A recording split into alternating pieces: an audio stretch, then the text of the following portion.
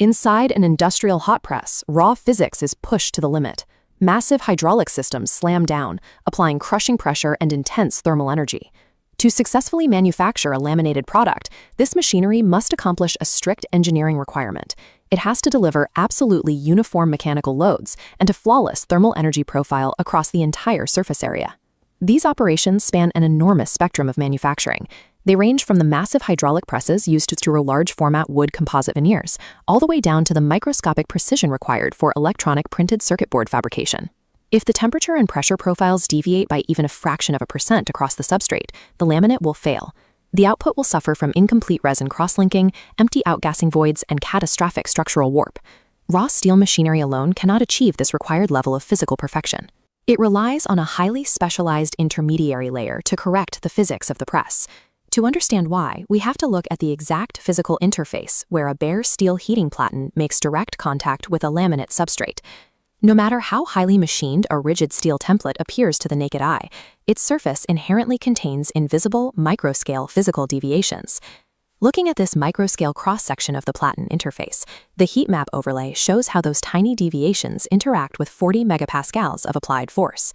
The rigid steel creates localized zones of extreme high pressure, right next to uncontacted, zero-pressure dry zones. The lamination industry solves this contact problem by inserting a specialized engineered composite directly between the platen and the product, known as a pressure equalization mat or a press pad. These press pads function as highly engineered technical textiles, designed specifically to balance the ongoing conflict between thermodynamic heat transfer and mechanical load distribution. The foundation material used in high-performance lamination is synthetic silicone rubber, specifically highly refined addition-curing liquid silicone rubber. These elastomers are selected for their extreme physical resilience. They can survive massive compression forces and instantly rebound to their original thickness. Chemically, silicone relies on a siloxane backbone, a stable structure of alternating silicon and oxygen atoms. This specific bond allows the material to maintain its physical shape and structural stability at continuous operating temperatures up to 280 degrees Celsius. This structural stability creates a property known as a low compression set, along with a 310% breaking elongation. This ensures the pad returns exactly to its original thickness after 100,000 pressing cycles, allowing it to continuously absorb parallel errors in the steel platens. However, a pure silicone matrix has a fatal physical flaw. Silicone is an extreme thermal insulator, possessing an intrinsically low thermal conductivity of roughly 0.24 watts per meter Kelvin.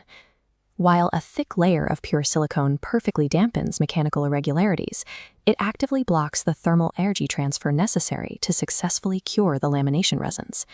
This is Fourier's law of thermal conductivity, mapping the relationship between heat transfer rate, thermal conductivity, and pad thickness.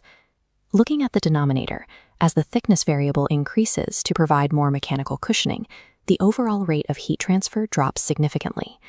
To push enough heat through a thick insulating pad, operators have to drastically raise the boiler temperatures of the steel platens. This wastes energy and risks causing severe blistering on the surface of the laminate.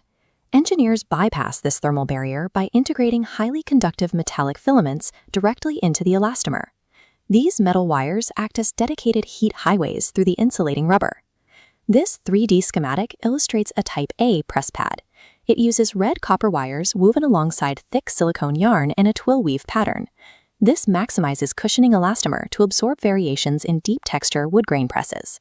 However, that high volume of silicone physically limits the speed of heat conduction. By contrast, a Type B high thermal pad is constructed using brass wire arranged in a tighter, denser plain weave pattern. Type B pads purposefully sacrifice mechanical cushioning to maximize metallic contact area. This prioritizes rapid thermal conductivity, making them highly effective for high-speed, flat melamine flooring lines. An engineer's choice of lead style and metallurgy mathematically dictates the precise compromise between thermal cycle speed and mechanical forgiveness. Vertical pressing forces are only half the mechanical equation. We also have to account for intense lateral shear forces that occur during compression. When pure elastomers are subjected to extreme vertical loads, they experience horizontal creep. The rubber physically stretches and squeezes outward along X and Y axes. This microscopic lateral stretching is fatal in high-precision environments. In printed circuit board fabrication, that outward creep will pull and permanently distort delicate internal electronic traces. To stop this lateral movement, manufacturers introduce another layer into the composite structure. the structural reinforcement of woven fiberglass cloth. Advanced multilayer composites like the P6200S series encapsulate dual sheets of glass fabric directly within the silicone core to lock in dimensional stability. Embedding this high-tensile glass core stops the pad from behaving like a viscous liquid under extreme pressure, securing the precise geometric layout of the final product. Beyond mechanical and thermal stresses, press pads must survive severe chemical attacks generated inside the hot press itself. As phenolic, melamine, and epoxy resins undergo the curing process, they release a constant stream of high-temperature steam and volatile organic compounds. These outgassing vapors, along with hydraulic oil leaking from the press cylinders, can easily penetrate unprotected woven fibers. When these contaminants soak into the pad, they cause localized chemical swelling. This permanently alters the internal density, destroying their ability to distribute pressure evenly and causing visible surface blemishes on the final laminate. To defend against this degradation, cleanroom environments rely on sealed, high-durability pads. These utilize outermost barrier layers made of polytetrafluoroethylene, like the Genius series, or the textured aluminum foil cladding found in the Phoenix series.